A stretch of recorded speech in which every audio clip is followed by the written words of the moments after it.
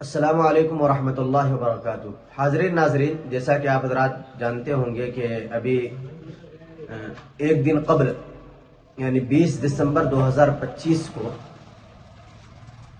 ایک جاوید اختر نامی شخص کے ساتھ حضرت مولانا مفتی شمائل صاحب ندوی دامت برکاتہم کے ساتھ وجود باری تعالیٰ کے عنوان پر مناظرہ ہوا، آپسیں بحثیں ہوئی، اور ماشاءاللہ حضرت مولانا مفتی شمائل ندوی صاحب دامت برکاتہم نے بڑے ہی اچھے الفاظ میں اور پرجوش طریقے سے دلیل کی روشنی میں عقلی نقلی دلیل کو سامنے رکھتے ہوئے انہوں نے وجود باری تعالیٰ پر بہت زبردست جواب دیا اور سامنے والے کو منہ کی کھانی پڑی۔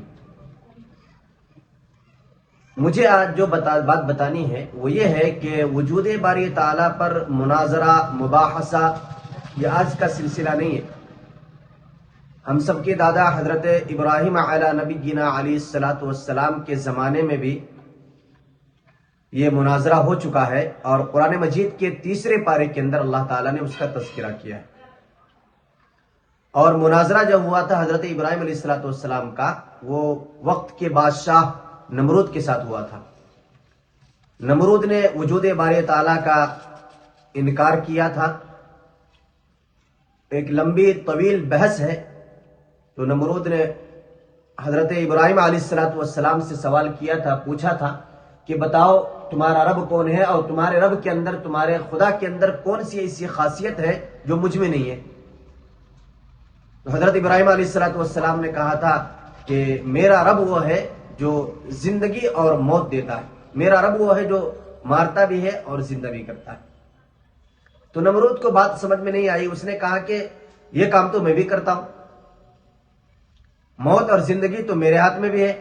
چنانچہ ایک قیدی کو بلایا جو مجرم تھا، اسے معاف کر دیا، آزاد کر دیا، اور ایک بے گناہ بے قصور شخص کو لایا اور لا کر کے اس کی گردن اڑا دی اور کہا دیکھو میں نے ایک کو موت دے دی، دوسرے کو زندگی دے دی۔ حضرت ابراہیم علیہ الصلوۃ والسلام سمجھ گئے کہ یہ شخص جو ہے ذہنی اعتبار سے سمجھنے میں کورا ہے، اندھا ہے۔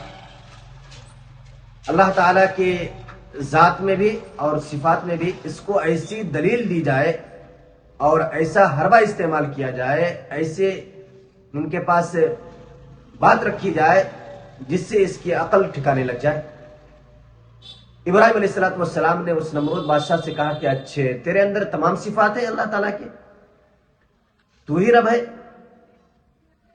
حضرت ابراہیم علیہ الصلوۃ والسلام نے برجستہ کہا، یقین کے ساتھ کہا، اطمینان کے ساتھ کہا، پورے جوش کے ساتھ کہا، پورے مجمع عام میں کہا، اور نڈر ہو کر کے بلا خوف و خطر کہا کہ میرا رب وہ ہے جو مشرق سے پورب سے سورج نکالتا ہے اور مغرب میں ڈباتا ہے۔ اگر تیرے اندر طاقت ہے، تو خدا ہے، تو تو اس کا الٹا کر کے دکھا دے، مغرب سے سورج نکال اور مشرق میں ڈبا کر کے دکھا۔ قرآن کی آیت اس بات پر شاہد ہے۔ بسم اللہ الرحمن الرحیم، فَبُهِتَ الَّذِي كَفَرَ، ہکا بکا رہ گیا نمرود۔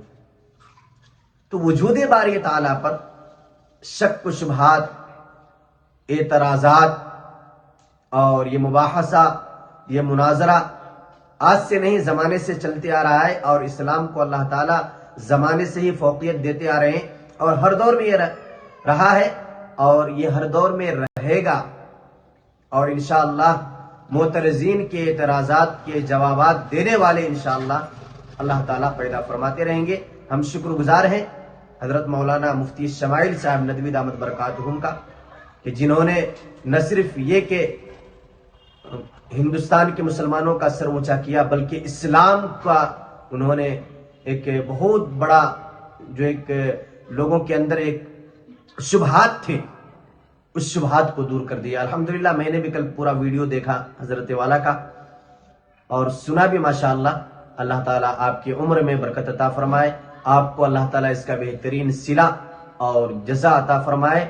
اور یہ بھی دعا کرتے ہیں کہ جاوید اختر کے سامنے جو بات رکھی گئی تھی، مقاصد دشمنی نہیں، اناد نہیں، اور نیچے دکھانا نہیں تھا بلکہ حق کو غالب کرنا تھا. حق غالب ہو چکا ہے. ان کو چاہیے کہ اب توبہ کر لیں اور توبہ کر کے اپنے سچے ایماندار ہونے کا, سچے مسلمان ہونے کا اعلان کر دیں. امید یہی رکھتے ہیں اللہ تعالیٰ انہیں بھی ہدایت عطا فرمائے.